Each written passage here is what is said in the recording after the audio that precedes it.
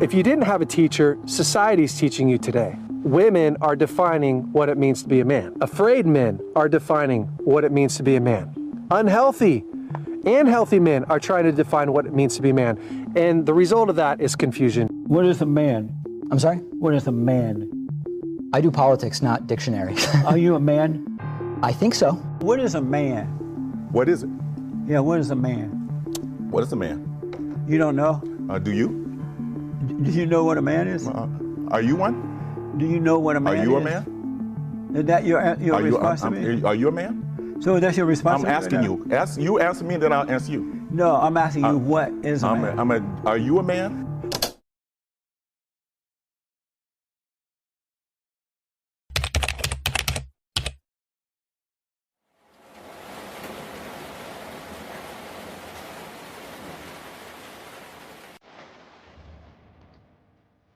I always have a tremendous burden in my heart for young men, especially in this time in which we're living, when the world is in an upheaval, when nations are being cast down, rulers are being turned over to foolishness, and God continues to reign.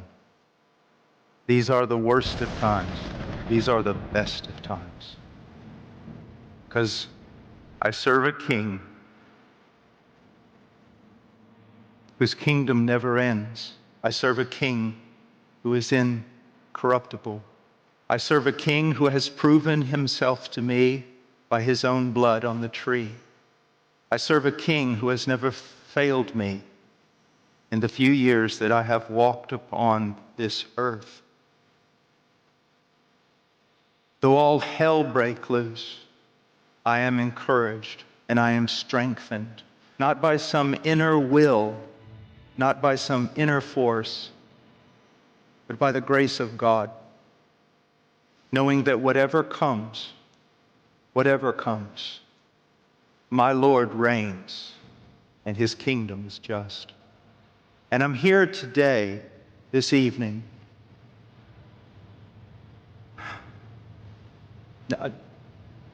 I don't care about words. Matter of fact, I'm so tired of so many words with so little power. I'm here today, young person, that you might be transformed, that you might be changed, that you might become something you're not, that you might belong to him, truly belong to him. Lock, stock, and barrel, every part of you. That you would stop being a child. That you would stop acting like silly little boys. That you would become men. Men. But true men. Not conform to the image of some silly superhero. It is neither a hero nor super, but conformed to the image of Christ. And conformed also to that long train of men that for the last 2,000 years have laid down their life for him. Even now, in many of the countries where we work at HeartCry, constantly we're staying on the phone, we're staying in communication, because brothers are suffering. Brothers are being put in prison. Brothers are dying. A young man, 21 years old, a few weeks ago, who works with our missionaries in Myanmar, was shot to death. Now put that in light of this, your video games.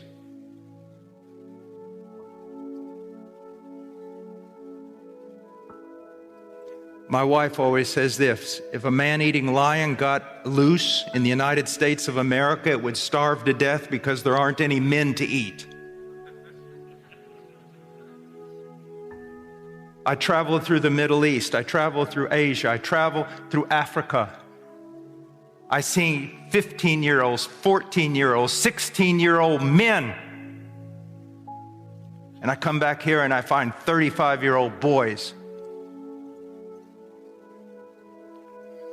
There needs to be a wake-up call.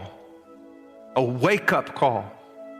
But it is not gathering you together and turning you into some kind of self-willed, self-strengthening soldier. We don't need that kind of men. We need men who depend upon Christ and seek to be conformed to the image of Christ and are dedicated to Christ. We don't need muscles. We don't need strength of will. We need men who know the Word of God and depend upon it. That's what we need. I'm always reminded of a young man that I knew that went into the jungle with me several times. And there are places in the jungle that literally I've seen men break down in tears. They can't go anymore. But it really doesn't matter because they're so deep in that even if they took off at that very moment, they still wouldn't make it out for 7 or 8 days. They feel like they're in the middle of hell. And this one man would go in with me, this one young man. He was scared of his own shadow. If the boat broke down and we had to jump out in the swamps and get under the boat and clean it off, he was terrified to do it. If we were hiking through the jungle, he was terrified of the snakes and the spiders and everything else that could get him. But I so appreciated that young man. Why? Because he did it anyways. Even though he was so afraid, so timid of everything, he did it out of love for Christ and out of love for souls. We need soldiers. We need young men willing to die, because I want you to know that in this world today, all over the world, there are young men your age in prison who will die but will not back up. Not because they have muscles and can deadlift 405 pounds. It's because they love Christ and Christ loves them. And some of you young men need a kick in the pants. You need to stop being babied. While the world is about to tear us apart, we can't even decide what bathroom to go in. We need men. We need men. Men. Men. And I want to tell you something. The state of things right now, it'll take a great move of God to find any.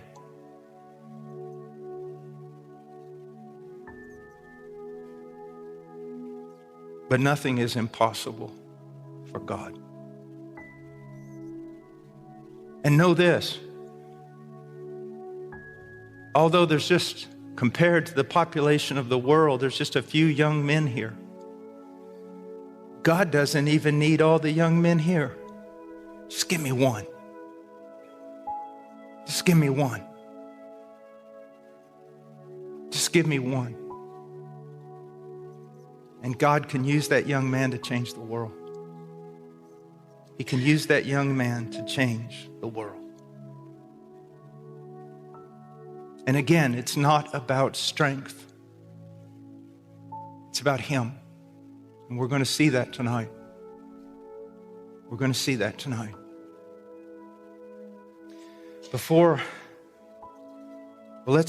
Let's just take a look at 2 Corinthians 5. That's what was talked about earlier. Let's just go to it. Verse 1, for we know that if the earthly tent, which is our house, is torn down, we have a building from God, a house not made with hands, eternal in the heavens. Young man, look at me. Look at me. I'll be 60 in a few months. I'm not going to get any stronger. I'm not going to get any faster.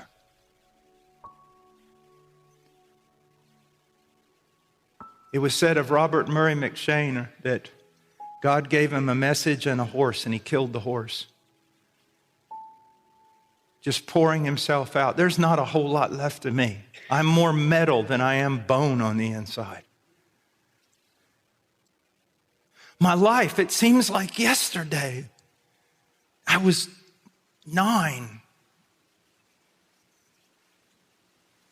A few hours ago, I was 40 and in my full strength. And now I'm almost 60. and tomorrow I will die. Nothing lasts. He said, for we know if the earthly tent, which is our house, is torn down. It's not if, it's when. It's when it is torn down. Everything you can live for in this world will be torn down. Everything. If you have a handsomeness about you, you will become ugly. If you are strong, you will be weak. If you are fast, you will be slow. If you are rich, you will die. Why would anybody live for this? Why would anybody have ambition for this? Life is this fast. It is so fast. And so few years are lived in full strength. And then there's the decline. And then there's death. Verse 2, for indeed in this house we groan, longing to be clothed with our dwelling from heaven, insomuch as we, having put it on, will be found naked. Now, listen to me. You take the greatest athletes that were great athletes when I was 20.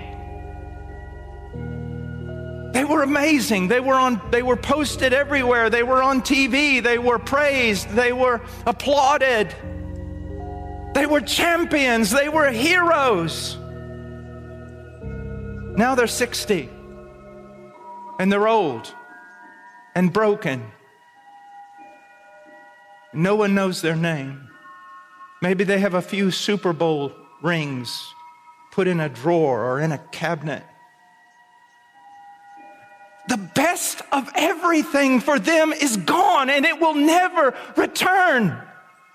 My best has not even begun. Do you see that?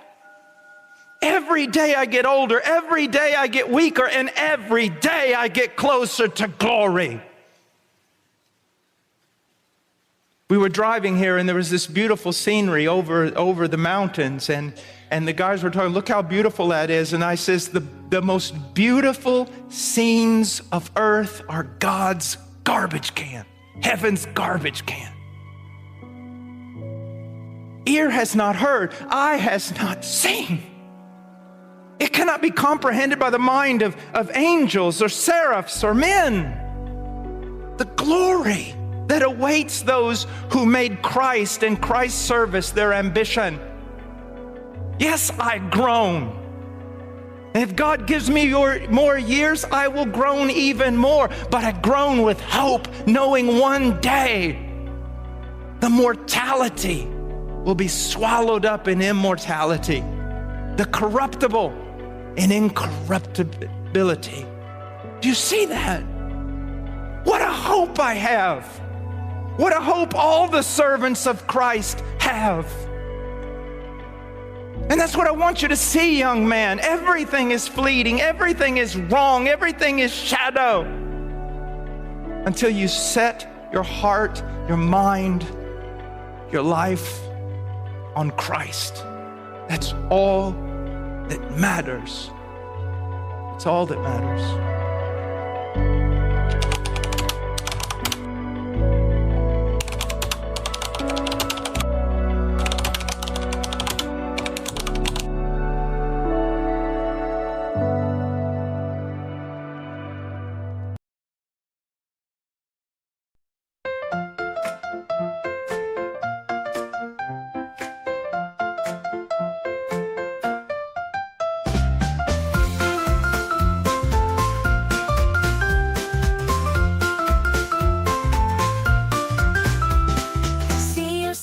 By the door, heart's a drum, I want some more.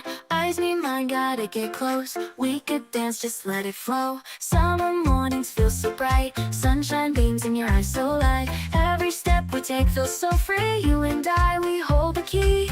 Give me that juicy crush. Heart's on fire, it's way too much.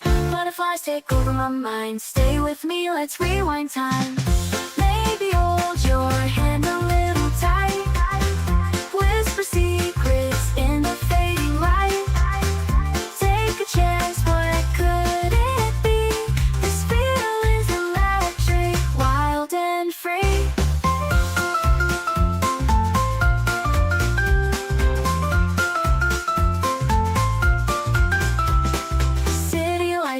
paint the scene. Holding hands, a teenage dream. Sharing glances, feeling shy. Love's a wave, we're riding high.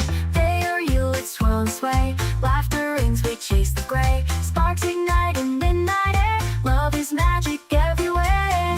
Give me that kiss, sweet crush. Hearts on fire, it's way too much. Butterflies take over my mind. Stay with me, let's rewind time. Let me, give me that cute, sweet crush. Hearts on fire, it's way too much. Butterflies take over my mind. Stay with me, let's rewind time. Sunshine crush, forever young. This melody on our tongues. Sunshine crush, a summer dream with you by my side. It all seems real.